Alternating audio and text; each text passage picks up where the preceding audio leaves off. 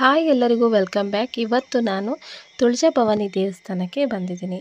ನಮ್ಮ ಹಳೆಯದಲ್ಲಿ ದಸರಾ ಹಬ್ಬವನ್ನು ತುಂಬ ಗ್ರ್ಯಾಂಡಾಗಿ ಸೆಲೆಬ್ರೇಟ್ ಮಾಡ್ತಾರೆ. ಸೊ ತುಳಜಾಭವಾನಿ ದೇವಸ್ಥಾನದಲ್ಲಿ ಯಾವ ಥರ ಲೈಟಿಂಗ್ಸ್ಗಳು ಹಾಗೆಯೇ ಪ್ರೋಗ್ರಾಮ್ಗಳು ಯಾವುದೇ ನೋಡೋಣ ಅಂಥೇಳಿ ಇವತ್ತು ತುಳಜಾಭವಾನಿ ದೇವಸ್ಥಾನಕ್ಕೆ ಬಂದಿದ್ದೀನಿ. ಹಾಗೆಯೇ ಒಂದು ಸೆಕೆಂಡ್ ಎಲ್ಲರಿಗೂ ಕೂಡ ದಸರಾ ಹಬ್ಬದ ಶುಭಾಶಯಗಳು.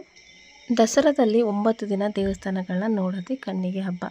ಯಾಕಂತಂದರೆ ದಿನಾನೂ ಕೂಡ ಅಮ್ಮನವರಿಗೆ ಒಂದೊಂದು ವಿಶೇಷವಾಗಿರುವಂತಹ ಅಲಂಕಾರ ಮಾಡ್ತಾರೆ. ಹಾಗೆಯೇ ಪ್ರತಿದಿನವೂ ಕೂಡ ಅಂದರೆ 9 ದಿನವೂ ಕೂಡ 9 ಥರ ಬಣ್ಣದ ಸೀರೆಗಳನ್ನ ಉಡಿಸ್ತಾರೆ, ಅಲಂಕಾರಗಳನ್ನ ಮಾಡ್ತಾರೆ, ಲೈಟಿಂಗ್ಸ್ಗಳನ್ನ ಹಾಕ್ತಾರೆ. ಹಾಗೆ ಪ್ರತಿನಿತ್ಯನೂ ಕೂಡ ಪ್ರಸಾದಗಳನ್ನ ಕೂಡ ಕೊಡ್ತಾ ಹೋಗ್ತಾರೆ. ಹಾಗೆಯೇ ಅಮ್ಮನವರ ಮೂರ್ತಿಯನ್ನು ನೋಡಲಿಕ್ಕೆ ತುಂಬಾ ಖುಷಿ ಕೊಡುತ್ತೆ. ತುಳಜಾಭವಾನಿ ಅಮ್ಮನವ್ರನ್ನ ಈ ಥರ ರೆಡಿ ಮಾಡಿದ್ದಾರೆ. ಪಿಂಕ್ ಕಲರ್ ಸ್ಯಾರಿನ ಉಡಿಸಿದ್ದಾರೆ. ಸೊ ಈ ಥರ ಹೂಗಳಿಂದ ಎಲ್ಲ ಕೂಡ ಡೆಕೋರೇಷನ್ ಮಾಡಿದ್ದಾರೆ. ನಾವು ಮಾಮೂಲಿ ದಿನದಲ್ಲಿ ನಾವು ತುಳಜಾಭವಾನಿ ದೇವಸ್ಥಾನಕ್ಕೆ ಬಂದಾಗಲೇ ಒಂಥರ ವೈಬ್ ಫೀಲ್ ಆಗುತ್ತೆ. ಬಟ್ ಈ ಥರ ಹಬ್ಬಗಳಲ್ಲಿ ಬಂದ್ವಿ ಅಂದರೆ ಇನ್ನೂ ಸಹ ಮನಸ್ಸಿಗೆ ಖುಷಿ ಕೊಡುತ್ತೆ. ಹಾಗೆಯೇ ಭಕ್ತಿ ಮನಸ್ಸಲ್ಲಿ ಹೆಚ್ಚಾಗುತ್ತೆ. ದಸರಾ ಹಬ್ಬವನ್ನು ನಾವು ಹಿಂದೂಗಳು ವಿಜಯದ ಸಂಕೇತವನ್ನಾಗಿ ಆಚರಿಸ್ತೀವಿ.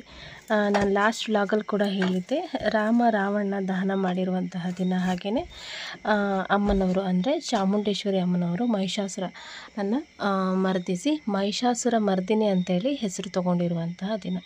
ಅಂದರೆ ಎಂಥದೇ ಕೆಟ್ಟದಾಗಿರಲಿ ಅಥವಾ ಏನೇ ಒಂದು ಕೆಟ್ಟದಕ್ಕೆ ಪದೇ ಪದೇ ಜಯ ಆಗ್ತಾಯಿದ್ರೂ ಕೂಡ ಒಂದಲ್ಲ ಒಂದಿನ ನಮ್ಮ ಗೆಲುವು ನಿಶ್ಚಿತವಾಗಿರುತ್ತೆ. ಅಂದರೆ ನಾವು ಮಾಡ್ತಾ ಇರುವಂತಹ ಕಾರ್ಯ ಸತ್ಯದ್ದಾಗಿದ್ದರೆ ಅಥವಾ ನಾವು ಹೋಗ್ತಾ ಇರುವಂತಹ ದಾರಿ ಸರಿಯಾಗಿದ್ದರೆ ನಮಗೂ ಕೂಡ ಒಂದಲ್ಲ ಒಂದಿನ ವಿಜಯ ಅನ್ನೋದು ಸಿಕ್ಕೇ ಸಿಗುತ್ತೆ.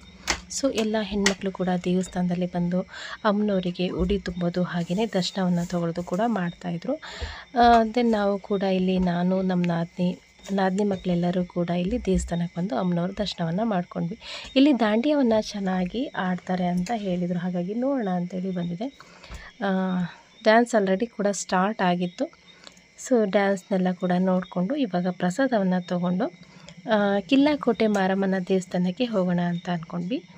ಯಾಕೆ ಅಂತ ಅಂದರೆ ಇನ್ನು 1 ಡೇ ಅಷ್ಟೇ ಇದ್ದಿದ್ದರಿಂದ ದಾಂಡಿಯವನ್ನು ಆಡಿ ಅಲ್ಲಿ ನಾವು ಆಟ ಆಡೋಣ ಅಂಥೇಳಿ ರೆಡಿಯಾಗಿ ಸಹ ಬಂದಿದ್ವಿ. ಏನಕ್ಕೆ ಅಂತ ಅಂದರೆ ನಮಗೆ ಪರಿಚಯ ಇರೋರು ಅಂದರೆ ಶಿಟಿಕಲಲ್ಲಿ ಎಲ್ಲರೂ ಕೂಡ ಕಿಲ್ಲಾಕೋಟೆ ಮಾರಮ್ಮನ ದೇವಸ್ಥಾನ ಇದೆಯಲ್ಲ, ಅಲ್ಲಿ ಎಲ್ಲರೂ ಕೂಡ ಬಂದು ದಾಂಡಿಯವನ್ನು ಆಡ್ತಾರೆ. ಹಾಗೆಯೇ ಭಜನೆ ಮಾಡೋದಾಗಿರ್ಬೋದು ಅಥವಾ ದೇವ್ರ ನಾಮ ಹಾಡೋದಾಗಿರ್ಬೋದು ಎಲ್ಲದೂ ಕೂಡ ಅಲ್ಲಿ ಚೆನ್ನಾಗಿ ಅಂದರೆ ನಮಗೆ ಪರಿಚಯದವರು ತುಂಬ ಜನ ಇರ್ತಾರೆ. ಸೊ ಹಾಗಾಗಿ ನಾವು ಪ್ರತಿ ವರ್ಷವೂ ಕೂಡ ಹೆಚ್ಚಾಗಿ ಅಲ್ಲಿ ಬರ್ತೀವಿ. ಮತ್ತು ಇಲ್ಲಿ ಅಮ್ಮನವ್ರ ದರ್ಶನ ಮುಗಿಸ್ಕೊಂಡು ಪ್ರಸಾದವನ್ನು ತೊಗೊಳ್ಳೋಣ ಅಂತೇಳಿ ಪಾಳ್ಯದಲ್ಲಿ ನಿಂತಿದ್ದೀವಿ.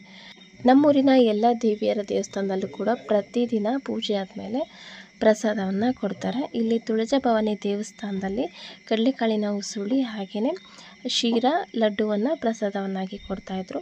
ಸಣ್ಣದಾಗಿ ಹೊರಗಡೆ ಜಿಟಿ ಮಳೆ ಸಹ ಬರ್ತಾಯಿತ್ತು.